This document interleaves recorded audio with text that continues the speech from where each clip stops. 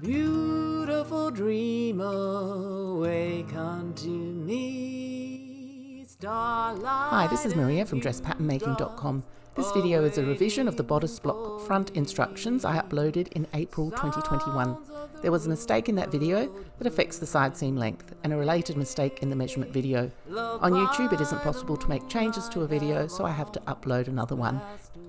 This video uses metric measurements and the background grid is in centimetres. I have already uploaded the imperial version.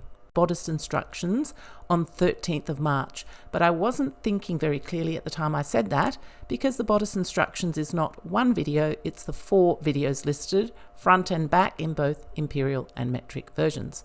I'm uploading the bodice front ones today and tomorrow, and the 2 bodice back will be uploaded in the next few days, so they're about a week late.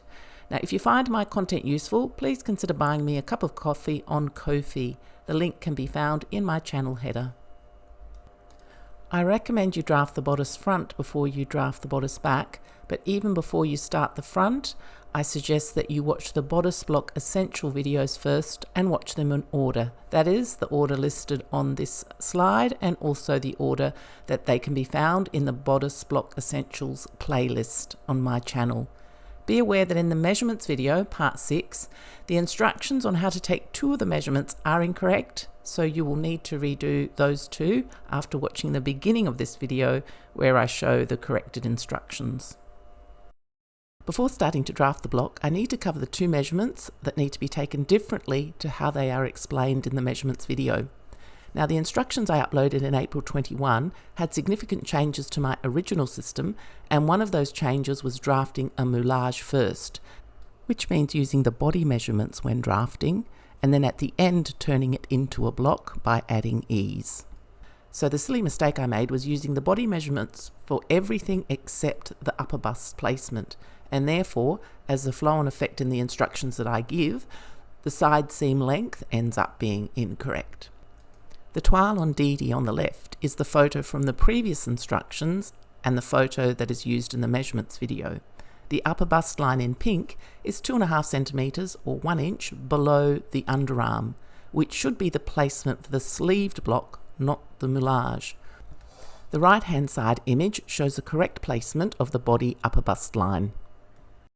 In the measurements video, I also instructed for the side seam length to be taken from a depth of 2.5 centimetres or 1 inch below the underarm point to the waist. Again, that is the side seam length for the sleeved block, not the moulage. The body measurements for the side seam length should be right up against the underarm, down to the waist, as shown in the right hand side image.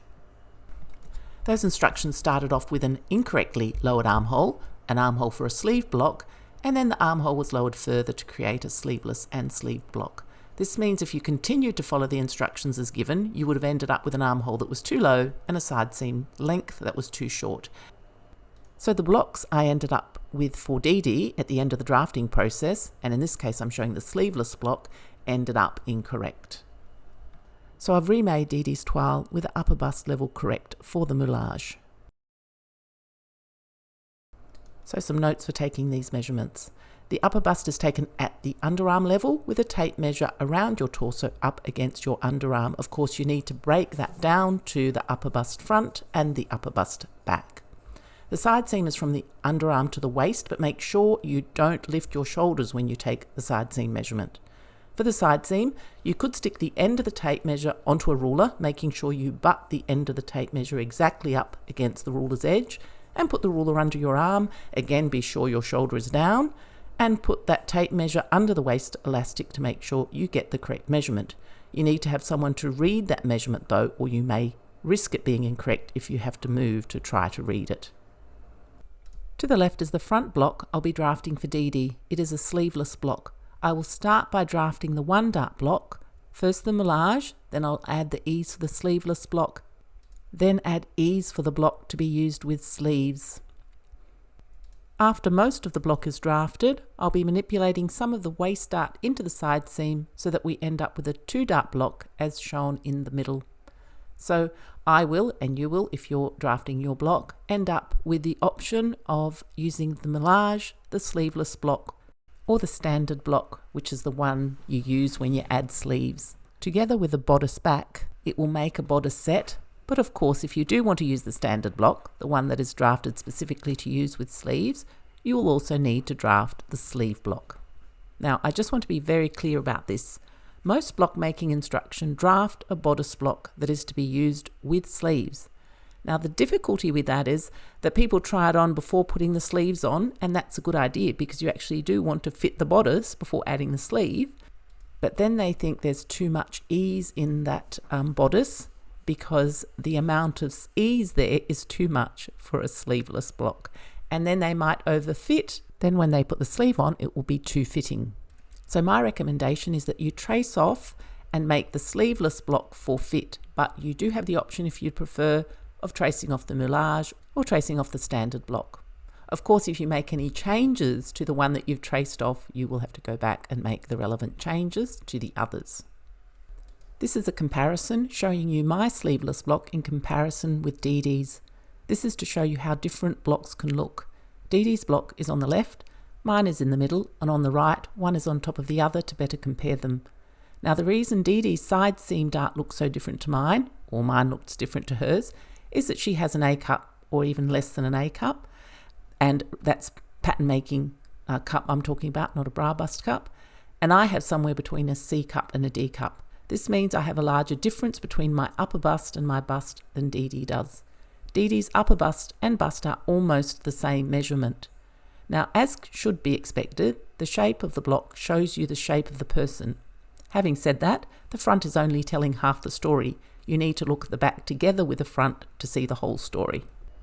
Looking at this, you might assume that Dee Dee and I have the same upper bust measurement, but that's not the case, as my back arc, my upper bust back arc, is smaller than Dee Dee's. Here is another comparison, Dee Dee's toile and my toile, and our blocks with one on top of the other. It's good to get an understanding of how the block translates to 3D when put on the body. You can use either paper or cardboard to draft the block. You will be drafting the moulage, the sleeveless and the standard block all together. It's best therefore to keep the original and trace off what you want to use. After you've tested your block and you're sure it's finalized, then put the paper version on top of cardboard, tape it down all along the edges and cut it out. The paper and cardboard will separate easily if you cut exactly along the edge. The cardboard version would be your master copy. This is easier to use because it has a firmer edge and it's easier to trace around than paper. So you will trace it out each time you want to use it to draft a pattern. We will be drafting the half block shown to the left. This means if any measurements were taken across the full front, they have to be divided by 2. Now, if you have an asymmetric figure, you may eventually want to figure out how each side is different and work with a full front instead of the half front.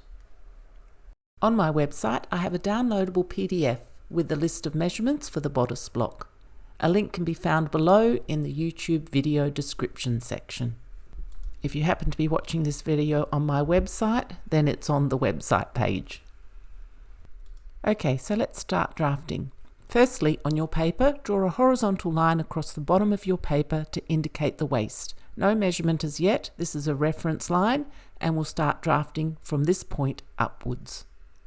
Actually, I want to point out that when drafting the bodice block, the centre front and the centre back are facing in different directions. So here, the centre back is on the left of the back block, whereas the centre front is on the right of the front block. That's because they are made for the same side of the body. So this is Dee Dee's right side back and right side front. That means that when you true the pieces, they will be up the correct way. You won't have to flip one over. So for Dee Dee, I'll be starting with the centre front on the right side and drafting to the left. So the first measurement, number 10 on the measurement chart, is the full length front. Using your full length front measurement, draw a vertical line from A on the waistline up to point B. Make sure the vertical line is at right angles to the horizontal waist guideline. Mark points A and B. The measurement, as shown on Dee Dee, is taken from the high neck point to the waist over the bust in a straight line. The upper bust arc front is measurement number 2 on the measurement chart. The upper bust arc front measurement is from side seam to side seam, and you need to divide the measurement in 2 for the half block. Using that measurement, Measure across from B in a straight line, making sure that it's at right angles to the A to B line, and mark point C. Then finish the rectangle, drawing a line from C down to the waist and mark point D. Make sure all corners are right angles. Now, to be clear, this is just the body measurement, no ease. We will add the ease after we've drafted the block to the body measurements right at the end. Using your centre front measurement, that's measurement number 11 on the chart, measure up from point A on the A to B line and mark point E. Then draw a line from point E at right angles to the A to E line for about 10 centimetres and mark the end of that line, point E2. This is just a guideline, the E to E2, to help us draw the neck curve in later. As it's a guideline, it does not need to be an exact length. The across shoulder front is the next measurement.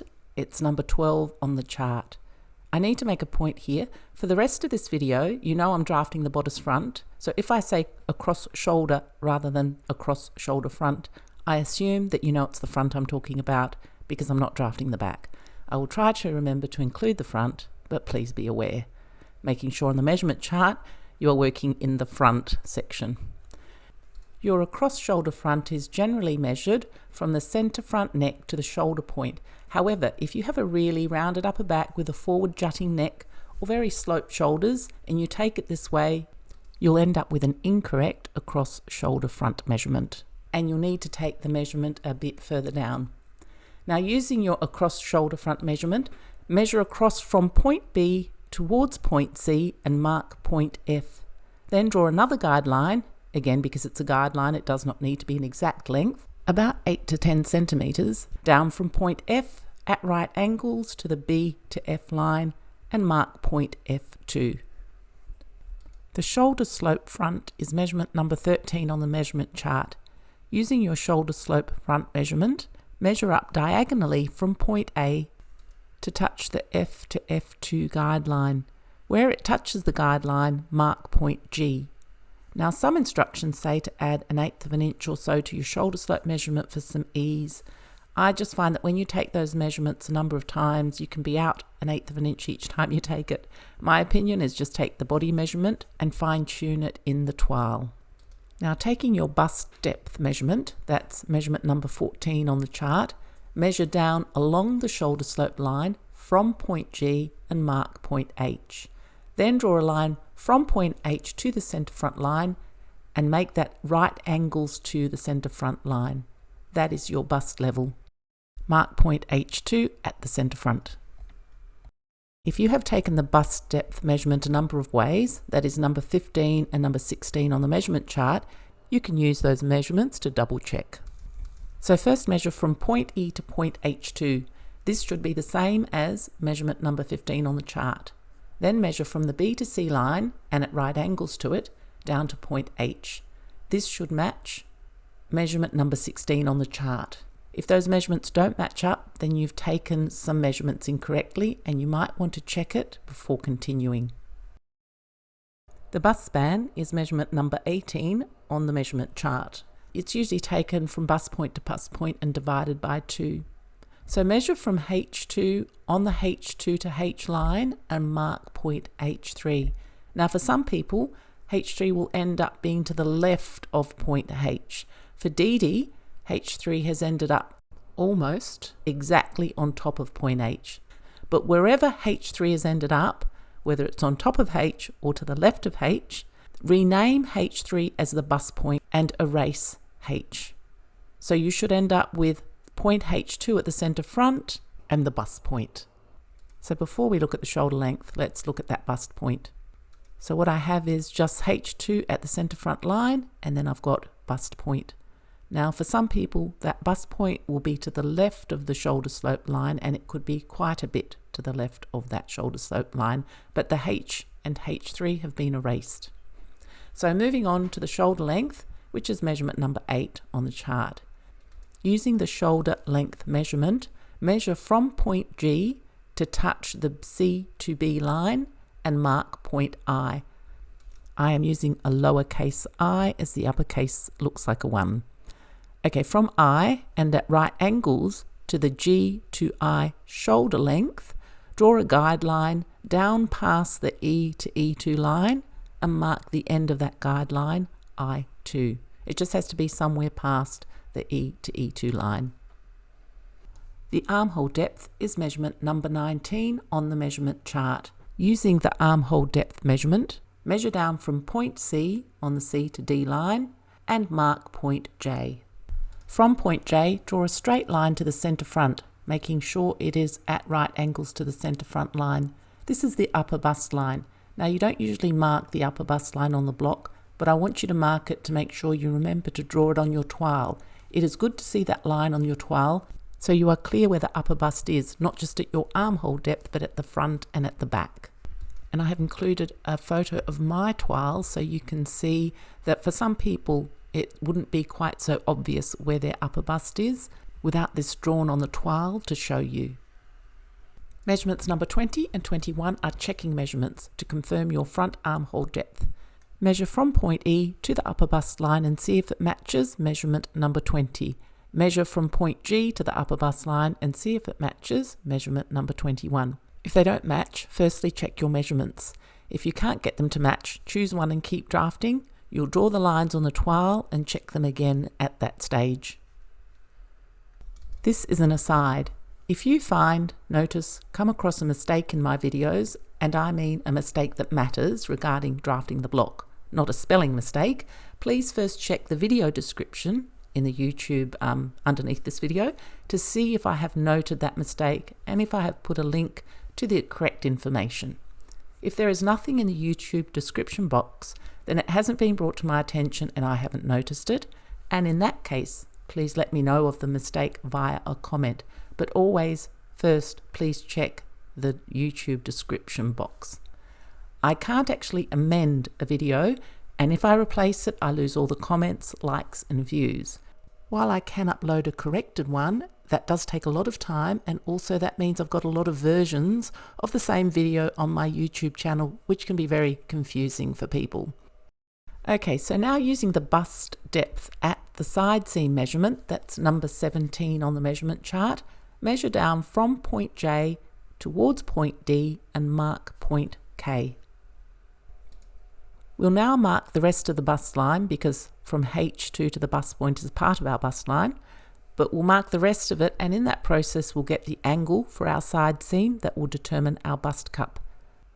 So first take your bust arc front measurement, that is from side seam to side seam, and divide it by 2, and that's measurement number 5 on the chart. Then measure from H2 to the bust point and subtract it from that measurement. Take the remaining amount and measure from the bust point towards and through point K and mark point K2. Now I will repeat this using Dee Dee's measurements in the next slide so you're clear on what we're doing.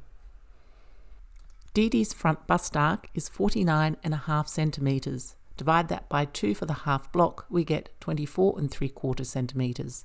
From H2 to the bust point, which is part of the bust line, is 9.5 centimetres.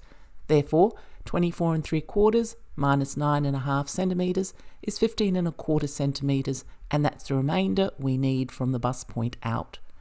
So I'll measure from the bust point towards and through point K for 15.25 centimetres and mark point K2.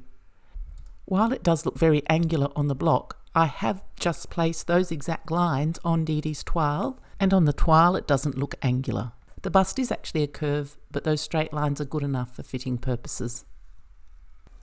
Now if you have a large bust, chances are that that line will look even more angular. There's a straight line from the centre front to the bust point, but then it goes way up on an angle. On my body form, it actually looks straight and parallel to the floor.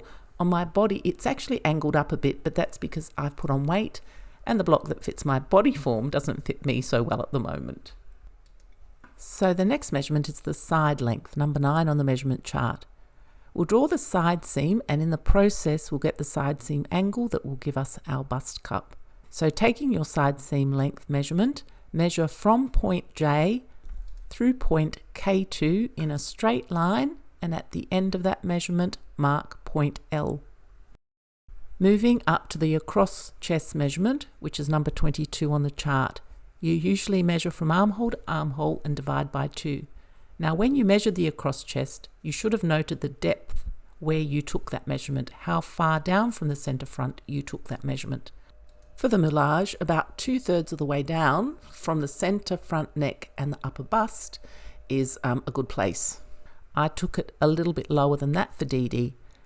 Now using the across chest measurement, measure inwards from the centre front line and at right angles to the centre front line and mark point M. We will draw the armhole next, but first we'll just draw a guideline to assist in that. We don't want to dip below this line when drawing the curve. So from J, draw a guideline for about 8 centimetres, and that line has to be at right angles to the side seam. Mark the end point J2. Taking a French curve, draw the armhole from the shoulder point G to touch the across chest point M and finishing at point J at the underarm upper bust. Now this block currently has no ease, so that armhole curve is for the moulage.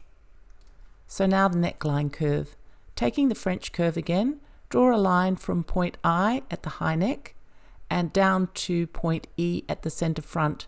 Now don't dip below the E to E2 line. However, you can cut into the I to I2 line. Now with DD, her neck curve, the pink line, does not cut into that I to I2 line, but the green line shows how standard shaping works for the neckline. Now I will show you in the next slide on my block, because in this regard I am standard and DD is not. So I have enlarged my block and you can just see the top of it, and this is my neckline curve. For my curve, it goes in 1/4 centimetre beyond the I to I2 line, and this is actually what a lot of block making instructions say for the standard body. So it seems that I am standard in this regard, the shape of my neck, whereas DD isn't standard. Now we'll do the waist. First we'll place the first dart leg. Measure from point H2 to the bust point. Take that measurement and subtract 2 centimetres. Using the total, measure on the waistline from point A towards point D and mark point N. Now draw a line from the bust point through point N and 1/4 centimetre past point N. Mark point N2. The reason for extending the dart leg below the waist is to get a curve for the waist rather than a straight line, and you'll see how that works at the end when we do the waist shaping. Now draw a guideline from point L at the side seam to point N2, the first dart leg. This is our waistline, or part of our waistline, because A to N2 is also part of the waistline, but we need to determine how much of this L to N2 is excess to requirements and put the excess into the dart. So take your waist measurement and divide it by 4. We'll call this value X. Now measure from point A to point N2 and we'll call that value Y. Take X and subtract Y, giving us the value of Z, or Z if you're American. Using the value of Z, measure from point L at the side seam along that guideline that you've just drawn and mark point O. Now measure the first dart leg from the bust point to N2. We need to make our second dart leg the same length. So draw the second dart leg from the bust point through point O and mark point O2. Now draw a line from point L to point O2. At the moment we're drawing a straight line, but we will later make that a bit curved. We'll do that at the end after we've converted it to a 2-dart block. Now the main shape of the block is finished. That's without any ease, and we actually haven't drawn in the waistline properly. We'll finish the waistline curve later when we make it a 2-dart block. So we want to add 2.5 centimetres ease in the waist across the whole block, which is a bit hard to divide evenly. We'll add 1 centimetre ease to the front and 1.5 to the back. For the half front, that's 0.5 centimetre. So measure out 0.5 centimetre from point L as a continuation of the O2 to L line and mark point L2. This is the waist side seam point for the sleeveless and the standard block. Now we'll add ease at the upper bust for the sleeveless block. We will also lower the armhole 1.5 centimetres. The upper bust ease for the sleeveless block is 7.5 centimetres across the whole block. We'll add 2/3 of that to the back and 1/3 to the front. So we'll add 5 centimetres to the back and 2.5 centimetres to the front. For the half front, that's 1.25 centimetres ease. Note that the J to L side seam line is the moulage side seam line. So measure down on the J to L moulage side seam line for 1.5 centimetres to lower the armhole. Then measure out from that point and at right angles to the moulage side seam line for 1.25 centimetres and mark point J3. Now draw a line which will be the sleeveless block side seam line from point J3 towards and through point L2 at the waist. Make the length of that line your body side seam length minus 1.5 centimetres. Mark the end of that line point L3. Now finish the armhole curve for the sleeveless block using a French curve. You generally need a little bit of a straight line to begin with at the underarm so that you get a smooth curve between the back and the front when they are joined, but just draw a curve from point J3 to blend at point M at a cross chest. The purple stroked line is the moulage outline and the blue stroked line is the sleeveless block. The moulage is drawn from point G at the shoulder to point J at the underarm. The moulage side seam is from point J to point L at the waist, then to point O2 at the waist dart line. The sleeveless block is from point G at the shoulder to point J3 at the underarm, to point L3 at the side waist, and then to point O2 at the waist dart line. The ease for the sleeveless block is highlighted in yellow. Of course, this is the half front, so there is the same amount on the other side, plus there's the ease in the back. Now we'll draw in the side seam for the standard block to be used with sleeves. So we'll add some ease and also lower the armhole a little. Ease for the standard block is usually 12.5 centimetres in the upper bust. If you are wondering about this amount of ease and think it may be too much, I suggest you watch my video on ease. It's part of the Bodice Block Essentials, where I show that this is the standard amount at the upper bust for the standard block. Just note though that we are adding this at the upper bust. There will be less ease in the bust. If you have a look, you can see the wedge of ease in the sleeveless block narrows as it moves toward the waist. There is less ease in the bust than there is in the upper bust. So 12.5 centimetres ease, but as we're using the sleeveless block as our starting point, and we've already added 7.5 centimetres there, we need 5 centimetres more. 1/3 of that to the front, 2/3 to the back. This works out at 1.66 centimetres for the front. Halve that and round it down slightly, and we end up with 3/4 of a centimetre ease extra for the front. So first we'll lower the armhole 1 centimetre, measuring down the J3 to L3 sleeveless side seam line for 3/4 of a centimetre. Mark point J5. Draw a line from J5 at the underarm to point L3 at the waist. This is the side seam line for the standard or block to be used with sleeves. Before drawing the armhole for the sleeved block, we'll add a bit to both the shoulder length and the across chest measurements. There is some ease added for sleeve movement.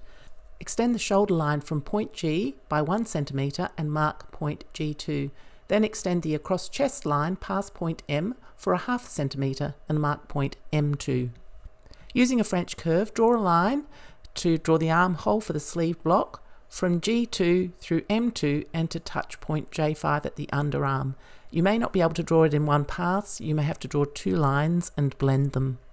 The green shaded bit shows what we've added to the sleeve block. Now we can measure how much ease we have ended up with at the bust level for the front here, and when we draft the back we can check the back amount and add it together. You should end up with somewhere between 5 to 7 centimetres ease for the sleeveless block and about 7.5 or 8.5 centimetres ease for the block with sleeves. That's the total across the whole block. If when you make your toile this is too much, then shave a little bit off the wedge, front and back, for both either the sleeveless and the sleeved block, if that's what you want to do. If you do that, make sure you taper it down to point L3 at the waist. The way we're going to convert this into a 2 dart block is by cutting and spreading. First, draw a guideline below the waistline and parallel to it, that is 1/2 centimetre below the waistline. You can see that on the leftmost image. Still looking at the image on the left, from the side seam, cut along the bust line to the bust point. Then cut up through the left waist dart leg to the bust point, but leave a hinge. Don't separate that piece completely.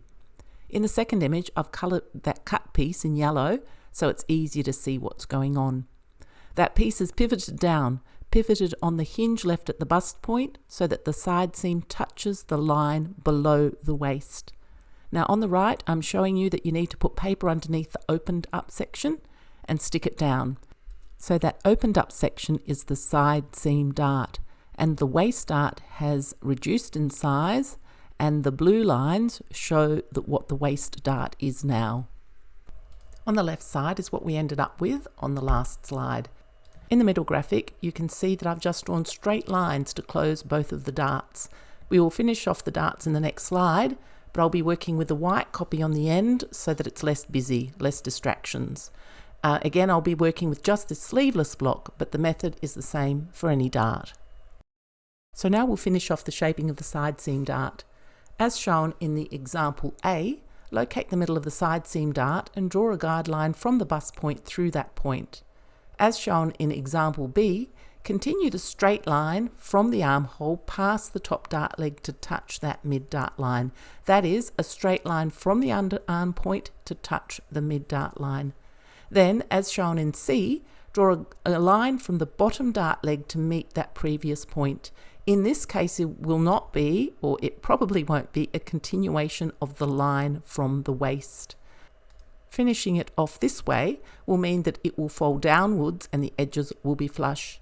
If you want to fold it upwards, which is not usual, you do it the opposite way, as in you continue the line from the waist upwards, a straight line in continuation of the side seam upwards to meet the mid dart line. Then you draw a line from the top dart leg to meet that point. In this case, that line downwards will not be a continuation of the line from the underarm point. Now you could alternatively just fold the paper, by which I mean you close the dart on the paper and then you cut away the excess. I hate folding paper. I prefer to use this method. Now on the left is the last image from the last slide. In the middle is the final shape of the block, including those lines from C. Now on the right is my block to show you how different it will look with a bigger bust and a bigger side seam dart. But the shaping was done the same. The side seam line is continued from the armhole in a straight line to the mid dart. Then a line is drawn up from the bottom dart leg to meet that previous point. The shaping done this way means that the dart will close downwards towards the waist, not up towards the armhole. Generally, you don't want darts to close upwards towards the armhole because that creates a little pocket there, so for when you do the washing, you can catch fluff in there, etc. I suppose you could catch it downwards too, but that would fall out. But anyway, side seam darts tend to fold down towards the waist. Just another note, the green dashed lines on my block is the waist shaping done to fold upwards. So the line is drawn from the waist first to meet the mid dart line, and then the second line is drawn from the top dart leg to meet that point. Now for the waist shaping. As shown in image 1, find the mid dart point again, the waist dart, the middle of it, and draw a line from the bust point through the mid dart point. Remember that we dropped the dart legs for 3/16 of an inch, and we also dropped the side seam point earlier as well. So we want a gentle curve for the waist, using a French curve. Look at figure 2 and make the first part of the waistline from the center front completely straight for a little bit. We want that to be at a right angle. We don't want a dip or a valley at the center front at the waistline. But curve it down to the dart leg point and continue that curve till it touches the mid dart line. Then flip the French curve over so you've got a reflected curve and curve that line back up again. You also want there to be a right angle at the side seam so that it will true better with the back block. That's shown by that blue square, showing that that side seam point there is squared. On the left is an example of how the waistline would look after the dart was closed if we didn't do that curving, and the image on the right shows you why we do that curving. In this slide, I'm showing you that the curve I drew gives a nice flow through at the side seam from the back block to the front. The last thing to do is pull the dart points back a little bit from the bust point. The bigger the bust, the bigger the size, the further away generally the dart point is from the bust point. A general guide or a starting point is given here on the screen. You'll probably need to pause and have a look. I'm not going to read all of those out. Now these are only general guides and only go up to a D cup. Maybe you could look at your clothes and measure how far away your dart points are from your apex. That is assuming that the dart points on your clothes suit your body. Measure along the mid dart line away from the bust point and place the new dart point on the mid dart line and redraw your darts. I recommend you draw all the lines from the block on the toile. Doing this means you can see where you've made mistakes, and also it's much easier to see where the adjustments need to be made. From here on is some general information on truing the front and the back and finishing off your block. You need to do this after drafting both the front and the back. I'm not using the block I drafted for Dee Dee in these following slides. I'm using a standard block. When we finish both the front and the back, we need to check that the lengths of adjacent pieces match, and also check that there is a nice flow through in the curves. If you need to increase the length of anything, you may need to stick on little bits of paper. I'm not going to be doing that in my example, but just be aware you may have to. So firstly, we'll do the side seam. Put the back and front blocks together at the side seam waist. Check that there's a smooth curve at the waist. Then check the side seam length. Firstly from the waist up to the dart leg. Then check that the remainder matches up. Check that there is a smooth curve through the armhole. Then match the front and back at the high neck point to check the neckline curve. While you're there, mark the shoulder dart placement from the back block onto the front block so that you can check the shoulder length. Move the front block to the other dart leg and check the shoulder lengths are the same. This is especially important when drafting the three options together, the moulage and the sleeveless and the sleeved. You may have traced off the sleeveless block on the front and then accidentally trace off the sleeved version in the back. So definitely always check your shoulder lengths match.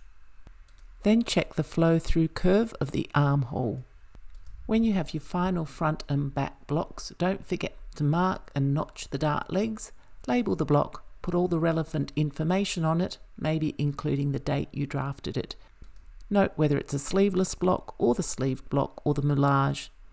Now I did hear a pattern maker say that you don't put the grain line on the block, you put that on the pattern, but I like to have it on my block to remind me to put it on the pattern. Sometimes I forget, and then I get to putting my pattern pieces on the fabric and realize I haven't drawn the grain line on there. So yes, I definitely prefer to put the grain line on the block as a reminder. So here are some final blocks, not Dee Dee's, but this is what the final blocks look like. These ones don't have the bust line or upper bust marked. That was needed during the drafting process for making the toile and getting the measurements right. On the actual blocks, you don't need them. Today, 16th of March, I'm uploading the 2 revised bodice front videos. Not at the same time, the metric probably an hour or 2 after the imperial version. In the next few days, I'll be finishing and uploading the bodice back revised videos. From April to July or August, I'll be uploading the videos that I've outlined in the video titled Planned Content in 2022. The first one should be up on Sunday, 27th of March. If you find my content useful, please consider buying me a cup of coffee on Ko-fi. A link can be found in my YouTube header. At the moment, the money I get only covers my costs, and I work on creating content part-time around my day job. If I eventually get enough support, I can work on this full-time and post more content. Thank you. This is Maria from dresspatternmaking.com. Ciao. Wake unto me, starlight and dewdrops are waiting for thee. Sounds of the rude world heard in the day, loved by the moonlight, have all passed away.